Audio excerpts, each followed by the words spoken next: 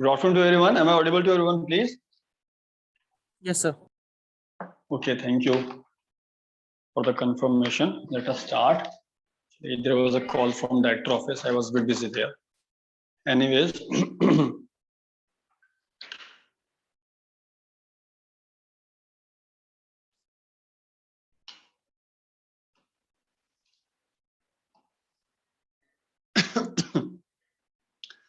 ठीक है, देखिए लास्ट टॉपिक तक कवर हो गया था. Now we will see further topics.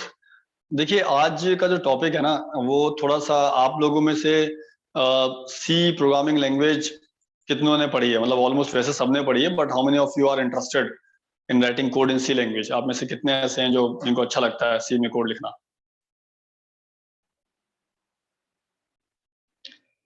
Okay, Shivam is there, Ayush is there, great. So I need two people.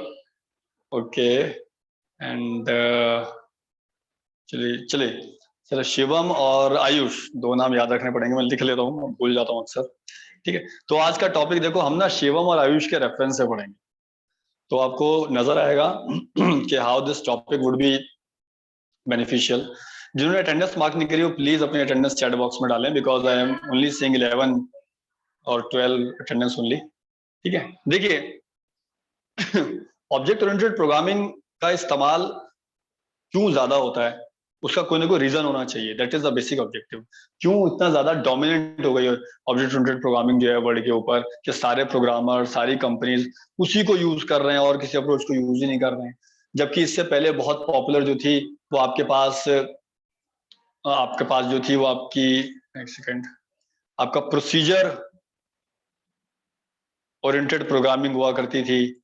ठीक है, जिसको आप सी में अभी भी कोड कर रहे हैं. तो जो कोड सी में आपने लिखना सीखा, that is purely procedure oriented programming concept. ठीक है, अब हमारे पास आयुष था. ठीक है, और आयुष के अलावा सेकंड शिवम. ठीक है, तो आयुष और शिवम सपोज करो एक फॉर्म में काम कर रहे हैं, प्रोजेक्ट एक डील कर रहे हैं. ठीक है, नाम वैसे हमारे पास जेरेमी और एक और था. ठीक है, हमने जेरेमी को रिप्लेस कर दिया आयुष से और दूसरे नाम को रिप्लेस कर दिया शिवम से. ठीक है, तो नाउ सपोज करो Ayush and Shivam both are working under a project manager and they want to work on a project. ठीक है, they both are given same requirement specification, दोनों को सेम रिक्वायरमेंट स्पेसिफिकेशन दी गई है. देखिए समझिए बात को, जब भी कोई प्रोजेक्ट कंपनी के पास आता है तो उस चीज की एक रिक्वायरमेंट होती है, तभी उस चीज को बनाया जा रहा है, नहीं तो उस चीज को क्यों बनाऊंगा, व्हाई वुड आई. ठीक है, ये बहुत बड़ा क्वेश्चन है. अक्सर ऐसा होता है कि we people do have some kind of project.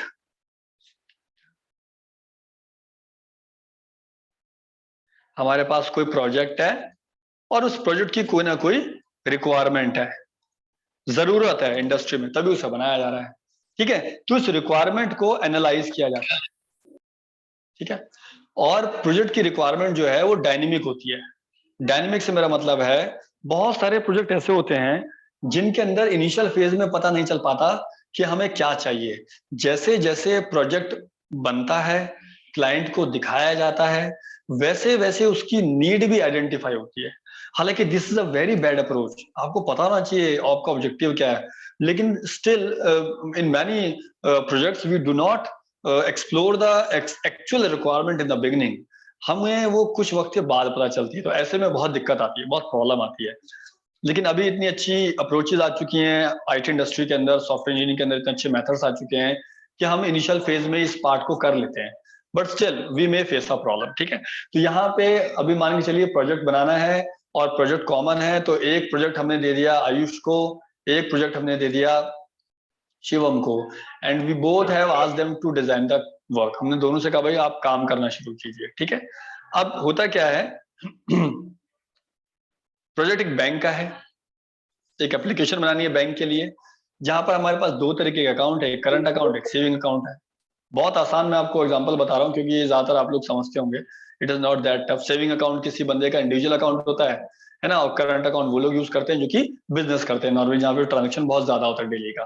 ठीक है, तो ये दो अकाउंट हमें बनाने, इनकी फंक्शनैलिटी लिखनी है, जहां पे कस्टमर इन अकाउंट के साथ दो ऑपरेशन परफॉर्म करेगा. या तो पैसा डिपॉजिट करेगा, कोई अमाउंट डिपॉजिट करेगा, या वो कोई अमाउंट विड्रॉ करेगा, विच इज वेरी कॉमन, बहुत आसान सी बात है ना। या तो अमाउंट डिपॉजिट करेगा या अमाउंट विड्रॉ करेगा। अब आपको पता चल गया कि आपकी रिक्वायरमेंट क्या है। आपको 2 अकाउंट मेंटेन करने हैं, कोड लिखना है जिसमें आप 2 अकाउंट बनाएंगे, करंट अकाउंट, सेविंग अकाउंट, और उन दोनों अकाउंट के अंदर आप 2 फंक्शन परफॉर्म कर सकते हैं, या तो आप अमाउंट डिपॉजिट कर सकते हैं या फिर विड्रॉ कर सकते हैं। तो now requirement is very clear, बहुत आसान हो गया। ठीक है, तो पहले टीम के मेंबर ने, यानी कि यहाँ पे ले लेते हैं हम लोग आयुष को। ठीक है, तो पहले टीम के मेंबर यानी कि आयुष ने क्या किया, आयुष बोला कि यार देखो, Ayush was expert in C language और whatever the language is. वो एक्सपर्ट है किसके अंदर, प्रोसीजर ओरिएंटेड अप्रोच के अंदर एक्सपर्ट है, जो कि एक सी लैंग्वेज का हिस्सा है। तो उसने बोला ठीक है यार, मैं तो प्रोसीजर ओरिएंटेड पे काम करूंगा और मैं कोड लिख दूंगा। तो व्हाट ही डिड, उसने फटाफट क्या किया, अपना कोड लिखना स्टार्ट किया। he started writing down the code, hash include करके void main लिखा, जल्दी से फंक्शन बनाया। ठीक है, उसके अंदर उसने क्या किया, वेरिएबल लिए, int a, b, c जो भी लिया, फंक्शन बनाया, void public amount underscore deposit. ठीक है, फंक्शन बना दिया, इसको डिफाइन कर दिया। फिर दूसरा फंक्शन बनाया, अमाउंट अंडरस्कोर विड्रॉ, फंक्शन बनाया, और ये लिख के कोड साइड में कर दिया। बोला ठीक है साहब, मेरा काम तो कंप्लीट हो गया। ठीक है, इस तरह से उसने सी लैंग्वेज को फॉलो करते हुए, प्रोसीजर ओरिएंटेड लैंग्वेज को अप्रोच को फॉलो करते हुए कोड लिखा और अपना फंक्शनैलिटी साइड में कर दी। On the other hand now Shivam की बारी आई। शिवम बोला कि नहीं यार, मैं तो जेरेमी को काट के शिवम लिख देते हैं। शिवम बोला कि नहीं भाई, मैं तो प्रोसीजर ओरिएंटेड को फॉलो नहीं करूंगा। शिवम ने अभी ऑब्जेक्ट ओरिएंटेड प्रोग्रामिंग का कॉन्सेप्ट पढ़ा और उसे अच्छा लगा, तो उसने बोला मैं तो ऊप्स के कॉन्सेप्ट को फॉलो करूंगा, ऑब्जेक्ट ओरिएंटेड प्रोग्रामिंग के कॉन्सेप्ट को फॉलो करूंगा। So what he did, he made 2 classes. उसने 2 क्लास बनाएंगे, एक करंट अकाउंट के नाम से, एक सेविंग अकाउंट के नाम से। उसमें 2 फंक्शन डिफाइन कर दिए, 2 मेथड, फंक्शन का मतलब मेथड है, यहाँ पे लिख देता हूं मैं, आप कंफ्यूज ना होता के। 2 मेथड बनाए, एक अमाउंट डिपॉजिट के नाम से, एक विड्रॉ डिपॉजिट के नाम से, और उसने इसको बना दिया। ठीक है, इसमें उसे बहुत सारा वक्त लगा। नोट डाउन करिए, ये पॉइंट टू बी नोटेड है कि while working on the procedure oriented approach, जब प्रोसीजर ओरिएंटेड अप्रोच पे आयुष काम कर रहा था, तो इट टेक्स लेस टाइम। ठीक है, but when same task was done by Shivam, it took lot of time, उसने बहुत ज्यादा वक्त लिया। तो ऐसा क्यों हुआ भाई? अब ये चीजें, अब आप कहोगे कि यहाँ पे शिवम की अप्रोच तो खराब है, क्योंकि कोई भी कंपनी चाहती है कोई काम जल्दी हो, देर से ना हो। मेरे कोड को लिखने में ज्यादा वक्त ना लगे, मैं कोड को बहुत ही लिमिटेड टाइम में लिखूं और अपने परफॉर्मेंस को डिलीवर कर दूं। जितनी जल्दी कोई कंपनी कोई प्रोजेक्ट डिलीवर करेगी, उतनी जल्दी उसकी पेमेंट रिलीज होगी और कंपनी को बहुत सारा आगे बिजनेस मिलेगा। तो नॉर्मली अप्रोच तो यही रहती है। ठीक है, अब प्रॉब्लम क्या हुई, अब देखिए सीन बदलता है। सीन बदला और वहां पे दोनों के मैनेजर, जो मैनेजर था दोनों का, जो प्रोजेक्ट मैनेजर था, वो आया। उसने बोला भाई ऐसा है कि क्लाइंट ने थोड़ा सा डेविएशन किया, पंगा किया। उसने बोला है कि there is a change in the requirement, there is a change in the requirement. बोला यार पहले तो क्या था, ऐसा कर लो, अभी थोड़ा वो बदलाव कर रहा है। बोला क्या बदलाव कर रहा है? वो कहता है यार हम तो ना सेविंग अकाउंट के अंदर जो भी पैसा डिपॉजिट होगा, उस डिपॉजिट के पैसे पे हम इंटरेस्ट देना चाहते हैं कस्टमर को, जो कि नॉर्मली होता भी है। आप जो बैंक में पैसा रखते हैं, बैंक आपको उसके बदले में 0.7% ब्याज देता है पर मंथ के हिसाब से, यानी कि 100 रुपए पे 70 पैसे, 70 पैसे आपको मिलते हैं आउट ऑफ 100 रुपीज सेविंग पे। 100 रुपीज के सेविंग पे आपको इतना इंटरेस्ट मिलता है। तो अब प्रॉब्लम क्या थी कि क्योंकि इनका मतलब आयुष, ठीक है, आयुष ने कोड फटाफट टाइप किया था और उसने तो प्रोसीजर प्रोग्रामिंग को फॉलो किया था। अब उसको यहाँ पे एक वेरिएबल और ऐड करना पड़ गया ऊपर, इंटरेस्ट के नाम का, और यहाँ पे उसे लॉजिक चेंज करना पड़ गया। अकाउंट डिपॉजिट वाले के अंदर उसने क्या किया कि जो पैसा बना उसमें इंटरेस्ट का कोड भी लिखा है यहाँ पे, ये उसे ऐड करना पड़ गया। यहाँ पे उसे एक इंटरेस्ट वाले लॉजिक को ऐड करना पड़ेगा, यानी कि उसका काम थोड़ा सा बढ़ा और थोड़ा सा एक कोड और कॉम्प्लेक्स हो गया। ठीक है, चलो जी, ये काम हो गया। सिमिलरली इन पैरेलल शिवम ने क्या किया, उसने भी रिक्वायरमेंट चेंज करी। जो रिक्वायरमेंट चेंज हुई थी उसने क्लास के अंदर वो चेंज रिक्वायरमेंट चेंज कर दी जाके। तो this was a single change. एक आध कोई चेंज आता है तो इतना बड़ा कोई प्रॉब्लम नहीं होता है। ठीक है, तो दूसरी बात देखो कि ये काम आयुष को जो आपका इंटरेस्ट वाला था, ये पूरे लॉजिक में बदलाव करना पड़ा। ऑन द अदर हैंड जो आपका शिवम था, शिवम ने क्या किया, शिवम ने सिर्फ जो अमाउंट डिपॉजिट मेथड जो फंक्शन बनाया था किसके अंदर, सेविंग अकाउंट क्लास के अंदर, उसी में चेंज किया। बाकी के कोड को शिवम ने नहीं छेड़ा, बिल्कुल भी कोई मतलब भी नहीं बनता था, ठीक है। और सिर्फ वहीं पे इंटरेस्ट का लॉजिक लगाया, बाकी जगह लॉजिक नहीं लगाना था, विड्रॉ के अंदर तो लगाना नहीं था logic ultimately. Same was in procedure oriented, तो that was not tough. When requirement was change, requirement जब बदली, तो ये काम शिवम के लिए आसान रहा थोड़ा सा, आयुष के लिए थोड़ा कॉम्प्लिकेटेड रहा, ठीक है। बात यही खत्म नहीं हुई, मैनेजर फिर से आया, उसने बोला भाई ऐसा है कि क्लाइंट ने फिर से रिक्वायरमेंट चेंज कर दी, लीजिए सेकंड टाइम रिक्वायरमेंट चेंज कर दी। बोला क्या, आप क्या चाहता है भाई क्लाइंट, मैंने पूछा भाई what is the new changes in the client. मैं बोला कि manager came again asked add one more account type. बोला कि यार हमें ना अपने एप्लीकेशन के अंदर एक तीसरा अकाउंट बनाना है, डीमैट अकाउंट, डीमैट अकाउंट और ऐड करना है। Anybody of you knows about demat account, what is demat account, कोई आइडिया किसी को, कभी सुना हो किसी ने? सर ट्रेडिंग में यूज होता है। ये सर ई मटेरियल रजिस्टर अकाउंट होता है, इसमें अगर हमें कोई ट्रेडिंग वगैरह करनी है तो उसमें हमारे डॉक्यूमेंट्स जो होते हैं वो सब डिजिटल होते हैं, अराउंड यही ऐसे कुछ होता है। ओके, एनीवेज बहुत ज्यादा फोकस नहीं करेंगे क्योंकि डीमैट अकाउंट हमारा सब्जेक्ट का टाइटल नहीं है। मैं आपको रफली बताता हूँ, जब भी आप कोई ऑनलाइन स्टॉक एक्सचेंज करते हैं या ट्रेड करते हैं, तो ट्रेडिंग के लिए हमें डीमैट का अकाउंट चाहिए होता है, जो कि बैंक में उसके अंदर 20,000 रुपीज जमा कराने होते हैं, या और भी चीजें कंडीशंस बहुत सही रहती है। अगर कंपनी के लिए करा रहे हो तो रिक्वायरमेंट 20,000 की है, स्टॉक के लिए करा रहे हो तो कोई बहुत ज्यादा रिक्वायरमेंट नहीं है। Anyways whenever you dealing with the stock exchange और सम कंपनी ट्रांजैक्शन, तो आपको डीमैट अकाउंट की जरूरत पड़ती है। अब जो भी बैंक है जो एप्लीकेशन बनवा रहा था, उसको लगा कि नहीं यार मुझे मेरे कस्टमर को जो है एक डीमैट अकाउंट देना है। देखिए रिक्वायरमेंट दूसरी दफा चेंज हो गई, ठीक है।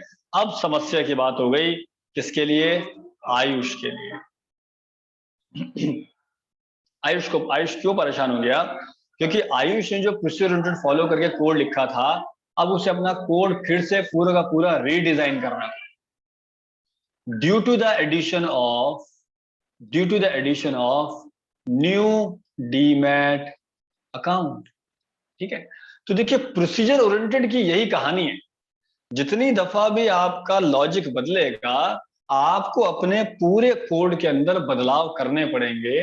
प्लस में उससे ज्यादा प्रॉब्लम क्या होती है कि आपको ये चेक करना पड़ेगा कि आपके इस कोड के बदलाव की वजह से बाकी के कंपोनेंट की फंक्शनैलिटी पे कोई फर्क तो नहीं पड़ा। ऐसा तो नहीं कोई और वेरिएबल चेंज करने की वजह से कुछ दिक्कत आ गई हो, या किसी और की फंक्शनैलिटी खराब हो गई हो, कोई और फंक्शन रिस्पॉन्ड ना कर रहा हो। और ऐसा होता है, जब आप प्रोग्रामिंग के वर्ल्ड में जाएंगे और कोड लिखना स्टार्ट करेंगे तो आपको खुद को एहसास होगा कि यार मैंने ये चीज तो ठीक कर दी, लेकिन पता नहीं ये चीज काम क्यों नहीं कर रही है। अब आप अपने आप से पूछोगे कि यार ये चीज काम क्यों नहीं कर रही है, तो ये बहुत पेनफुल होता है, बिकॉज मैं इस चीज से गुजर चुका हूं, तो I know how difficult it is to manage that part, but still it is difficult, ठीक है। अब आयुष के लिए इट बिकम डिफिकल्ट। उसने क्या करेगा, फिर पूरा कोड बदलेगा, वहां पे इफ एल्स कंडीशन यूज करेगा कि अच्छा ठीक है, अगर अकाउंट जो है वो सेविंग अकाउंट है तो इंटरेस्ट देना है, अकाउंट अगर करंट अकाउंट है और डीमेट अकाउंट है तो इंटरेस्ट नहीं देना है, डीमेट अकाउंट है तो कंडीशन ये आनी चाहिए। ऐसे बहुत सारे लॉजिक उसे इफ एल्स के साथ इंप्लीमेंट करने पड़ेंगे। और इफ एल्स का ब्लॉक जितना कॉम्प्लिकेटेड होता है, मैं आपको बता दूं कि देखिए आपने प्रोग्रामिंग में पढ़ा होगा, देयर आर टू थिंग्स। जब भी हम कोड लिखते हैं तो कोड की परफॉर्मेंस को दो तरीके से एनालाइज करते हैं। एक होती है आपकी स्पेस कॉम्प्लेक्सिटी, एक होती है आपकी टाइम कॉम्प्लेक्सिटी। ये दो चीजें आपको बताती हैं कि आपका लिखा हुआ कोड कितना शानदार, कितना खूबसूरत, कितना अच्छा है। आपने इन दोनों के बारे में पढ़ा है? Have you heard about space and time complexity in data structure? C में तो नहीं पढ़ा होगा मुझे पता Yes. है, लेकिन डेटा स्ट्रक्चर में पढ़ा होगा, है ना? Yes, sir, पढ़ा है। Yeah, so this actually reflects the performance of your code while it is executing on any machine. तो मशीन पे एग्जीक्यूट होने के लिए इन चीजों को कैलकुलेट किया था। अब तो पहले तो हम लोग क्या करते थे, इसको मैथमेटिकली कैलकुलेट करते थे, नंबर ऑफ लाइन से और चीजों से। हमारे टाइम पे इतने टूल्स नहीं आते थे, लेकिन 2002 बहुत ही लिमिटेड टूल्स थे प्रोग्रामिंग के। बट अभी तो आईडी का हिस्सा होते हैं ये सब चीजें, आईडी आपको खुद बताएगी क्या प्रॉब्लम है। इवन गूगल का एक सर्विस है गूगल की, आप अपना कोड वहां लिख के कॉपी पेस्ट मारिए तो आपको खुद बताएगा कि आपका कोड कितना अच्छा है कितना खराब है, दे विल टेल यू। अब तो इतने अच्छे अच्छे टूल आ गए मार्केट में, अब मैं आपको शेयर करूंगा तो आप उससे अपने कोड की फंक्शन चेक कीजिए। इनफैक्ट मैं आज भी चेक करता हूँ प्रीवियस कोड जब मैंने लिखे थे, जब when I was a student, जब मैंने नया नया पढ़ाना शुरू किया था, अब लगता है कि हम कितना खराब कोड लिखा करते थे उस टाइम पे। एनीवेज, ठीक है, तो यहाँ पे देखिए प्रोसीजर ओरिएंटेड प्रोग्रामिंग के अंदर जैसे जैसे फंक्शनैलिटी ऐड होती जाएगी वैसे वैसे कॉम्प्लेक्सिटी बढ़ती जाएगी। ऑन द अदर हैंड, अगर ऊप्स की बात करें, ऑब्जेक्ट ओरिएंटेड प्रोग्रामिंग के कॉन्सेप्ट की बात करें, तो जैसे जैसे फंक्शनैलिटी चेंज होती है, ऐड होती है, तो इससे कोई बहुत ज्यादा फर्क नहीं पड़ता है। आप रिक्वायरमेंट चेंज करिए, कोड का एक छोटा सा हिस्सा चेंज होगा, बाकी किसी हिस्से को चेंज करने की जरूरत नहीं पड़ेगी। आपको बस एक पर्टिकुलर क्लास में चेंज करना है, आपको पूरे कोड में चेंज नहीं करना है। That is why it is not becoming a tough job for Shivam. Shivam के लिए काम आसान हो गया, या काम आसान रहा, हो नहीं गया, आसान रहा थोड़ा सा। और आयुष के लिए थोड़ा सा कॉम्प्लिकेटेड हो गया। आयुष परेशान हुआ कि यार ये कहां फंस गए, समझे? ये तो अब उसको अब इस डर का नहीं लग रहा है, कि डर ये नहीं लग रहा है उसको कि साहब क्या कहते हैं अभी कैसे इंप्लीमेंट करूंगा, वो तो वो कर देगा इफ एल्स का ब्लॉक लगा के। उसे डर इस बात से लग रहा है कि मैनेजर कहीं दोबारा ना आ जाए रिक्वायरमेंट चेंज करके कि साहब एक और रिक्वायरमेंट आ गई है। ठीक है, तो जैसे जैसे रिक्वायरमेंट बदलेंगी, और ये होता है, आई एम टेलिंग यू, एक प्रोजेक्ट पे आप जब काम करेंगे तो यू विल सी, देखिए in initial phase I developed application for bike Riders. मैंने एक बाइक राइडर्स के लिए एप्लीकेशन बनाई थी, डी मोड के नाम से, ड्राइविंग मोड के नाम से। तो ज्यादातर मुझे बहुत प्रॉब्लम होती थी, मैं ड्राइव कर रहा हूँ, फोन आ गया, मैं रुक रहा हूँ, उसके बाद फिर देख रहा हूँ किसका फोन है, वो फोन रेलेवेंट नहीं है, मैंने फिर भी बाइक रोकी और मैं परेशान हुआ अननेसेसरी। या फिर बाइक पे ड्राइव करते करते बात कर रहा हूँ जो कि इलीगल नहीं है, चलान भी कर सकता है। तो वी प्लान अ थिंग कि नहीं यार इसको रोकते हैं और ऐसा करते हैं कि अगर हम ड्राइव कर रहे हो तो ऑटोमेटिकली फोन का कॉल कट जाए, ठीक है, और उसके अलावा मैसेज चला जाए कि साहब बंदा ड्राइव कर रहा है, आप उसे बाद में बात कर लो, कोई इमरजेंसी नहीं है। तो उसमें लॉजिक लिखे गए बहुत सारे कि कॉल एक दफा आएगी, दो दफा आएगी तो क्या करना है। और फिर उसमें कुछ एक फेवरेट लिस्ट बनाई गई कि अगर कॉल मदर का है, फादर का है, या किसी फास्ट फ्रेंड का है, तो फिर वो हमें अलर्ट करे, कॉल ना काटे, हम रिसीव करें, कुछ ऐसा था। तो काफी सारी चीजें उसमें मैंने रिकॉर्ड बनाई थी, तो उसको हमने डेवलप किया था। ठीक है तो इन दिस वे, तो ऐसी बहुत सारी फंक्शनैलिटी। फिर जब उस ऐप को बनाया तो मैं ऐप को बनाते बनाते पता चला कि यार ये भी ऐड कर दो। जब बैठा करती थी पूरी टीम, अच्छा ये भी अच्छा लग रहा है, ऐसा कर दो, अरे वैसा कर दो, तो रिक्वायरमेंट ना बदलती है। यकीन मानिए, आप जितनी मीटिंग्स करेंगे, हर मीटिंग के बाद एक नई रिक्वायरमेंट जनरेट होकर आती है। दिस इज वेरी ट्रू, सच बात है ये। और आप इसे तब रियलाइज करेंगे जब आप काम करना शुरू करेंगे। ठीक है बल्कि मैं आपको डी मोड का मैं आपको पूरा आर्किटेक्चर शेयर करूंगा। जो डी मोड मैंने ऐप बनाई थी, एक मोबाइल ऐप थी वो, तो मैं आपको कंप्लीटली उसका डेटाबेस का आर्किटेक्चर क्या था, फ्रंट एंड की डिजाइनिंग क्या थी, स्पेसिफिकेशन डिजाइन क्या थे, सब शेयर करूंगा मैं आपको, हम समझ में आएगा। अब प्रॉब्लम आई इस चेंज के बाद कि साहब किसका कोड बेटर है। अब यहाँ पे शुरू होता है ब्लेम गेम। ब्लेम गेम का मतलब कि एक दूसरे के ऊपर कहीं ना कहीं तोहमत लगाना। ठीक है, तो यहाँ पे आयुष और आपका शिवम के बीच में एक फाइट शुरू हो गई कि साहब हु इज बेस्ट। फाइट क्या थी? हु इज बेस्ट, यानी कि किसकी अप्रोच अच्छी है। बेस्ट का मतलब procedure oriented versus object oriented की लड़ाई शुरू हो गई। अब हर कोई साबित करना चाह रहा है कि भाई मैं अच्छा हूं, मैं अच्छा हूं, और जो अच्छा होगा जाहिर सी बात है वही मार्केट में आगे चलता है। ठीक है, तो देखिए उन्होंने इंप्रेशन रखने की कोशिश करी। तो इंप्रेशन रखने के अंदर आयुष बोला कि आप देखो मेरी अप्रोच इसलिए अच्छी है क्योंकि शिवम ने 3 क्लास बनाई। क्लास करंट अकाउंट के नाम से बनाई, सेविंग अकाउंट के नाम से बनाई, डीमैट अकाउंट के नाम से बनाई। तीनों क्लास के अंदर उसके वेरिएबल 3 थे। Customer name, customer name, customer name repeat हो रहे हैं, अकाउंट नंबर रिपीट हो रहा है, ठीक है, मिनिमम बैलेंस रिपीट हो रहा है, दोनों फंक्शन रिपीट हो रहे हैं। तो बोले यार इसके कोड की तो स्पेस कॉम्प्लेक्सिटी बहुत ज्यादा है। रख दी उसने क्वेश्चन, तो बहुत स्पेस घेरेगा, क्या करोगे आप, कंपाइल टाइम बढ़ जाएगा। तो बात समझ में आती है। अब शिवम बोलता है यार ये तो बात सही है तुम्हारी, बिल्कुल it is true. Object oriented programming के अंदर अगर मैं ये अप्रोच लेके चल रहा हूँ तो मेरे पास स्पेस की प्रॉब्लम आएगी और कंपाइल टाइम में प्रॉब्लम आएगी, टाइम भी ज्यादा लगेगा। तो मैनेजर बोला ठीक है, तो ये अप्रोच तो हमें लगता है सही नहीं है। बोला रुको, अभी ऐसा नहीं है, अप्रोच सही है। व्हाट ही डिड, उसने बोला ठीक है काम करते हैं, हम ऑब्जेक्ट ओरिएंटेड प्रोग्रामिंग का एक फीचर यूज करते हैं, एब्स्ट्रैक्शन। बोला ऊप्स हमें एब्स्ट्रैक्शन की फैसिलिटी देती है। बोलता एब्स्ट्रैक्शन क्या होता है? तो व्हाट ही डिड कि इन तीनों क्लासेस के अंदर से जो कॉमन वेरिएबल थे, यानी कि name, number, balance, withdraw, deposit, 5 item जो थे कॉमन है आपके तीनों क्लास के अंदर। चेक कर लीजिए आप, कोड आपकी स्क्रीन पे है कुछ आपसे हिडन नहीं है। तो बोला कि यार एक काम करते हैं, मैं कॉमन क्लास बना देता हूँ अकाउंट नाम से। छोड़ो नहीं, ये आज पहली क्लास देखिए यहाँ पे करंट अकाउंट के नाम से थी, सेविंग अकाउंट नाम से थी, डीमेट अकाउंट के नाम से थी। बोला नहीं, मैं एक सिंपल क्लास बनाता हूँ अकाउंट के नाम से, और इस क्लास के अंदर मैं सारे वेरिएबल जो कि कॉमन थे, name, number, account number, balance, withdraw का मेथड और डिपॉजिट का मेथड निकाल लेता हूँ। ठीक है, दिस प्रॉपर्टी लाइक abstracting या taking out common features from all the classes and put them in a separate class is basically called a feature known as abstraction। इसको डेटा एब्स्ट्रैक्शन भी कहते हैं, जो कि आपकी पहली यूनिट के अंदर ये टॉपिक, और मैंने आपसे कहा था कि पहली मॉड्यूल के अंदर जो टॉपिक है ये आपको तब तक समझ में नहीं आएगा जब तक कि हम सेकंड यूनिट का फंडामेंटल नहीं पढ़ेंगे। इसलिए मैंने आपको पहली यूनिट नहीं पढ़ाई थी डायरेक्टली, मैंने सेकंड यूनिट से स्टार्ट किया। दिस इज द रीजन, जो कि बहुत बच्चों को समझ में नहीं आता और बच्चे कहते हैं पता नहीं सर ऐसा क्यों कर रहे हैं, why sir is doing like that. कुछ ने कंप्लेंट करी एचओडी से, सब समझ में नहीं आ रहा, ऐसा कर रहे हैं वैसा कर रहे हैं। एनीवेज, तो मेरा कॉन्टेक्ट समझिए मेरा कॉन्टेक्ट सिर्फ ये है कि आपको कॉन्सेप्ट से रूबरू कराओ और प्रैक्टिकल कराओ। ठीक है, तो अब यहाँ पे जो कॉमन क्लास बनाई, ये क्लास को हमने कह दिया, या तो इसका कुछ प्रोग्रामर इसे पेरेंट क्लास कहते हैं, कुछ सुपर क्लास कहते हैं, कुछ बेस क्लास कहते हैं। मैं बेस क्लास कहता हूँ। ठीक है, ठीक है, तो हमने इसे एक बेस क्लास बना लिया, पेरेंट क्लास बना ली, जिसके अंदर में सारे कॉमन फीचर्स रख लिए। ठीक है, अब देखिए इसके बाद हमने क्या किया, अब जो हमारी नीचे क्लास है करंट अकाउंट क्लास, ठीक है, अब यहाँ पे मैंने कोई डेटा डिफाइन नहीं किया। सेविंग अकाउंट क्लास यहाँ पे मैंने कोई डेटा डिफाइन नहीं किया। क्यों? इंटरेस्ट रेट देना पड़ा मुझे। क्यों? क्योंकि इंटरेस्ट रेट सिर्फ कहाँ पे, सेविंग अकाउंट के अंदर। कंडीशन आई थी, आपको याद होगा, पहली रिक्वायरमेंट थी कि हमें सेविंग अकाउंट पे इंटरेस्ट देना है, तो हमने ये इंटरेस्ट रेट वाला वेरिएबल सिर्फ इस क्लास के अंदर सेपरेटली डिफाइन कर दिया, क्योंकि हम करंट अकाउंट के अंदर और डीमेट अकाउंट के अंदर इंटरेस्ट नहीं दे सकते। ठीक है, दूसरा हमारा डिपॉजिट। अच्छा, एक रिक्वायरमेंट और भी आई थी, डीमेट अकाउंट के अंदर इन्वेस्ट होता है। डीमेट अकाउंट जो खोला जाता है वो किसी चीज को इन्वेस्ट करने के पर्सपेक्टिव से खोला जाता है, तो हमने यहाँ पे एक एडिशनल फंक्शन बनाया इन्वेस्ट के नाम से। इन्वेस्ट ना तो आप सेविंग अकाउंट में करते, ना आप करंट अकाउंट में करते, that is only demat account, है ना। तो अब देखिए, ये सिर्फ एडिशनल फंक्शन एक डीमेट अकाउंट में रह गया। ठीक है, और एडिशनल फंक्शन आपका, सॉरी, एडिशनल आपका क्या बोलते हैं, एक वेरिएबल इंटरेस्ट रेट के नाम से सेविंग अकाउंट में रह गया। अब सवाल ये कि साहब ये फंक्शन जो आपका अकाउंट नंबर है, नेम है, विड्रॉ फंक्शन है, ये सब फंक्शन तो करंट अकाउंट भी यूज करेगा और सेविंग भी करेगा, डीमेट भी करेगा, तो कैसे करेगा?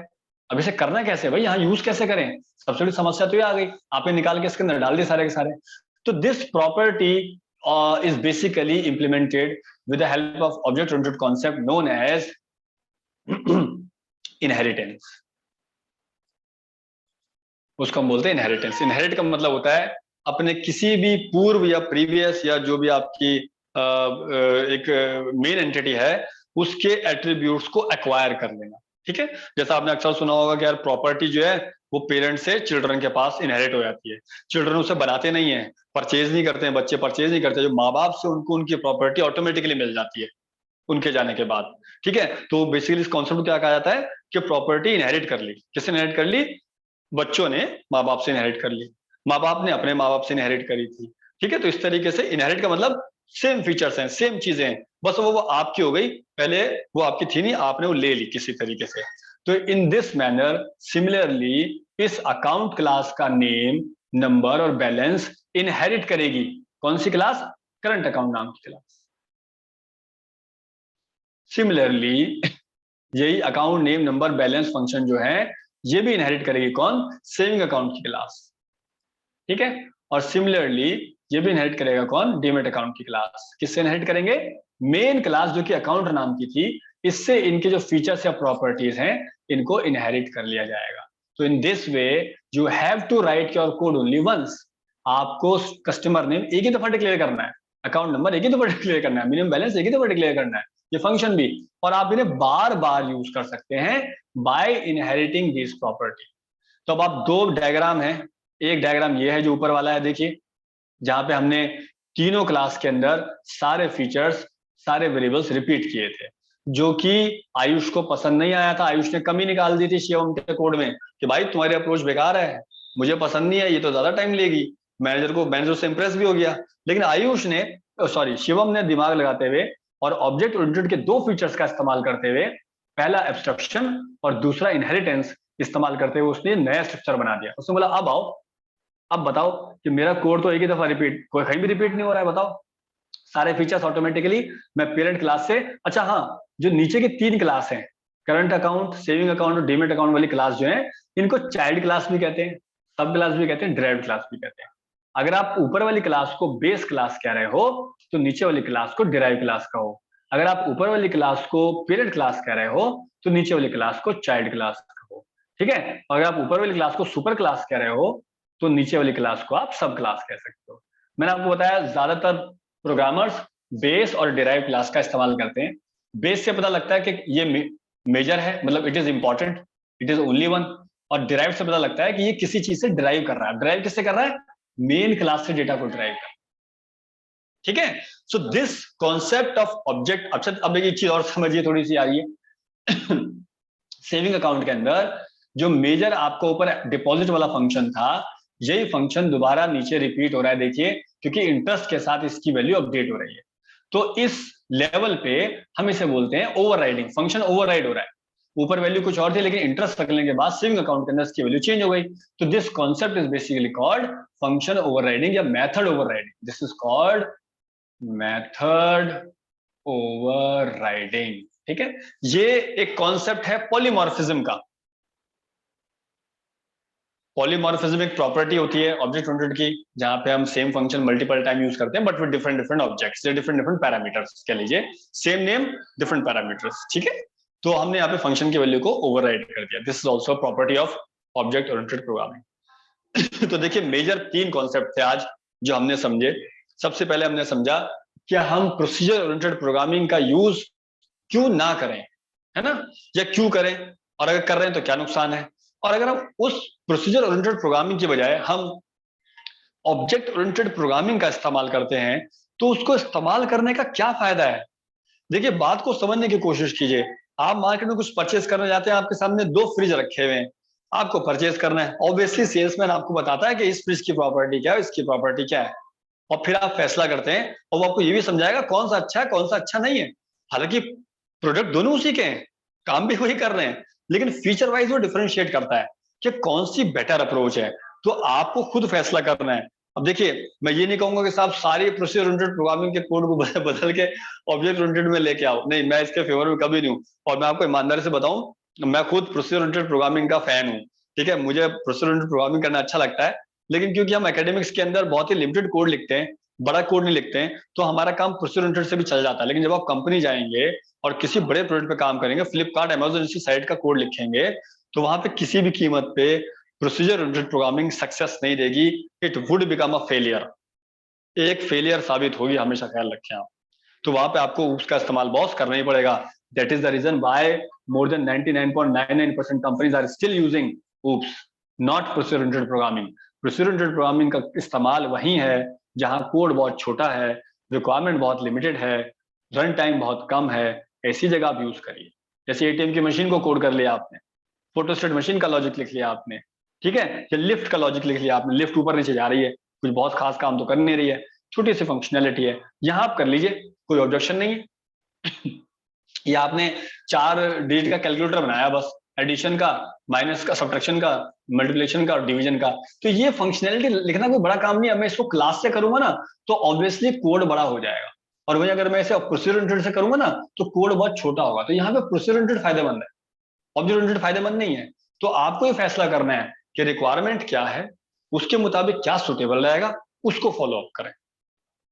इसमें कोई डाउट है तो मुझे प्लीज बताएं आप, अभी तक कोई बात जो आपको समझ में ना आई हो।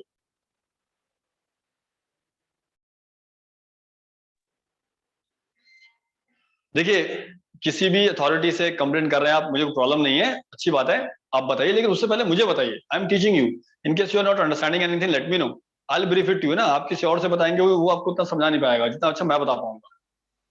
तो प्लीज मुझे एक्सप्लेन करिए कौन सा कॉन्सेप्ट आपको समझ में नहीं आया। Mehul, you want to say something? Actually, you're not audible to me. Yes sir, ऐसे Your कोई mic is complaint on नहीं actually. है। सर कोई कंप्लेंट नहीं है ऐसे। No, no, देखो, it is not about complaint. मैं तो एक बात जनरल बता रहा हूँ, complaint की बात नहीं है। In case you are not understanding anything, let me know, please. Satyam, you want to say something? No sir. Okay.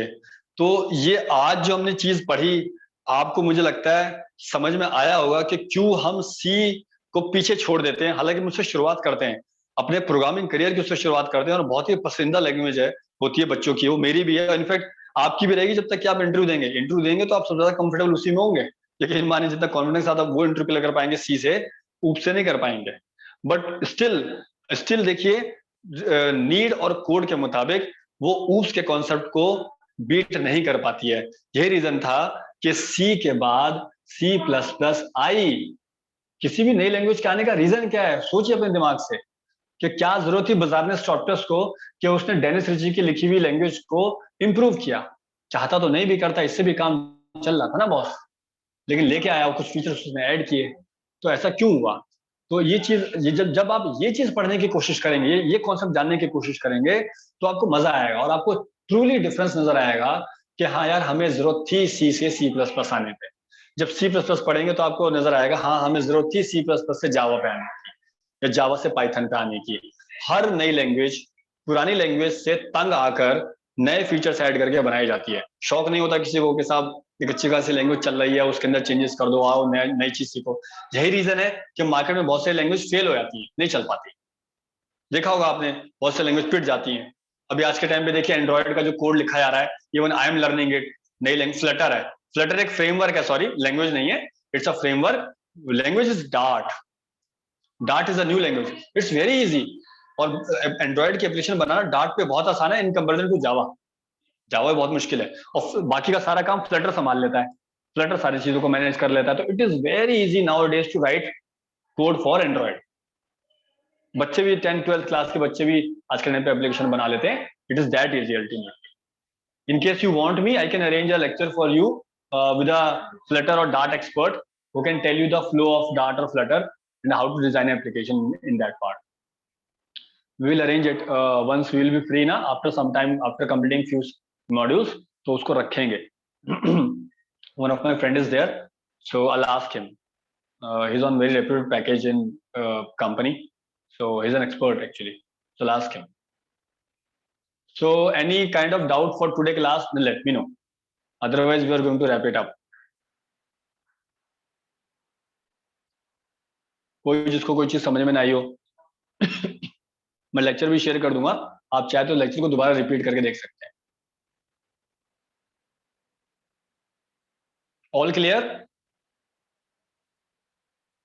Yes, sir. Okay, thanks for today, and most probably we will meet again with a new concept of next program. Okay, thank you.